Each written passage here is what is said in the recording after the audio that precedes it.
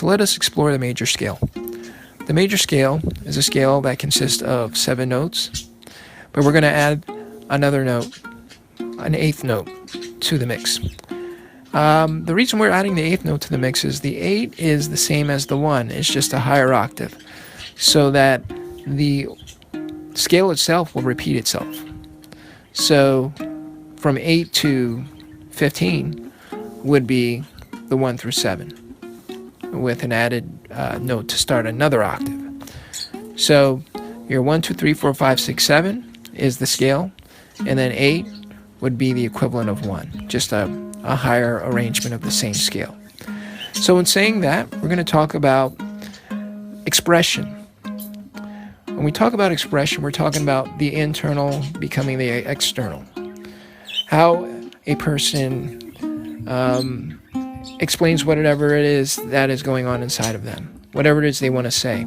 We're going to discuss this as the way we speak, the higher language. This is why we refer to sound or melodic sound as the higher language. Okay, so the scale itself and the components of the scale are like an alphabet. When certain things are put together, we're going to call those phrases, or phrases of your expression, whatever it is you're trying to say, like a sentence. Okay, so we have this scale. We have different arrangements of things that can come forth from the scale. So let's say this. For each of the notes or the components, those are going to actually be words.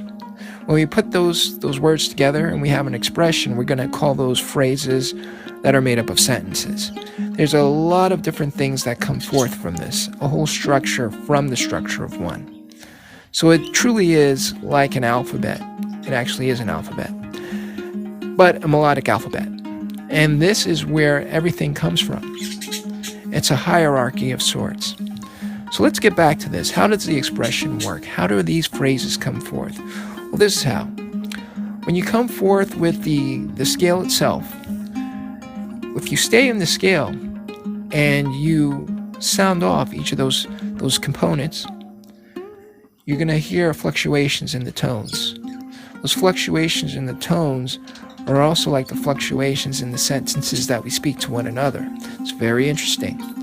If you listen to a person speaking, but you're not listening to the formation of the word specifically, you're just listening to the sounds that they're making, you will hear this.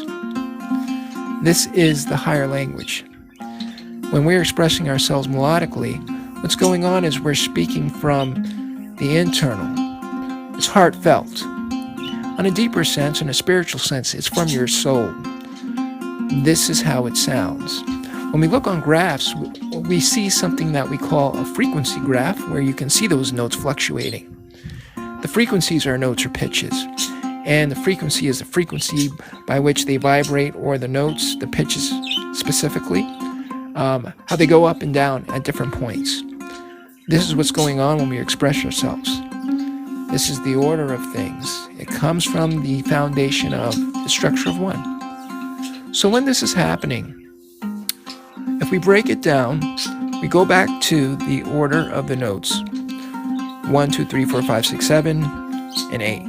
8 being, again, the equivalent to the 1. It's just starting a new octave, a higher version of the first set of notes in the scale. So, in saying that, we're going to talk about how the expression can change. How it's not just 1 through 8 in that specific order. When we express ourselves, it could be 1, 5, 2, 6, 7, 3, and so on and so forth. It can just be so many different arrangements to it. Now, given you have an 8 that goes for another 7 notes, and another, or I should say another 8 notes, and then the set repeats itself for on and on and on and on. We have different variations of the scale in regards to the octave itself. So in saying that, we're going to talk about something that we call modes, or starting positions of the scale. These starting positions of the scale can deeply change the whole mood of the scale itself. When you hear the arrangement 1 through 8, consistently in that order, you get bored with it. Your senses tell you you can predict what's going to come next. When you hear that melodically, this is what also happens. You get used to it. You can predict what's coming next. If you change the starting point of that scale, that's called a mode. That's a starting point of the scale. That's a position of the scale. When you start on 2 instead of 1, you change the mood, the whole mood of that set of notes. Same goes for if you start on 3, 4, 5, 6, 7. Here's the gist of it. If you start on 2, you have to count another 8 notes to a higher octave of the D. Or I'm sorry, the 2. I'm going off of the C major scale. But I digress. If you start on 2, you have to count 8 more notes till you repeat that 2 on a higher octave. So here's what I mean.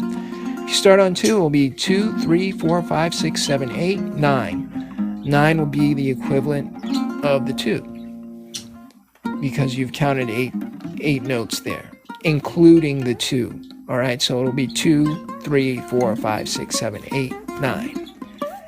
If you start on 3, you count 8 notes. That 8th note will be the equivalent of the 3 in its tone. So it will be 3, 4, 5, 6, 7, 8, 9, 10. 10 being the equivalent of the 3. But you have to count the 3. So here's how it works.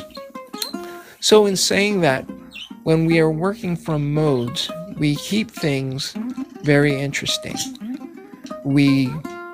It no longer becomes something where you can predict what's coming next.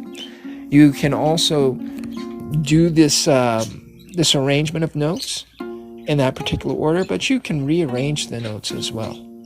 You see, when we're expressing ourselves, it's no specific order. It could be a specific order to some extent, but we change it because we don't know what's going to come next. We don't know what we're going to say next. It's all coming from the internal. We speak, we have something that we're saying as though we're talking to someone. We have some kind of an idea of what we're trying to say because we have an idea, we have a subject matter that we're speaking on, a topic.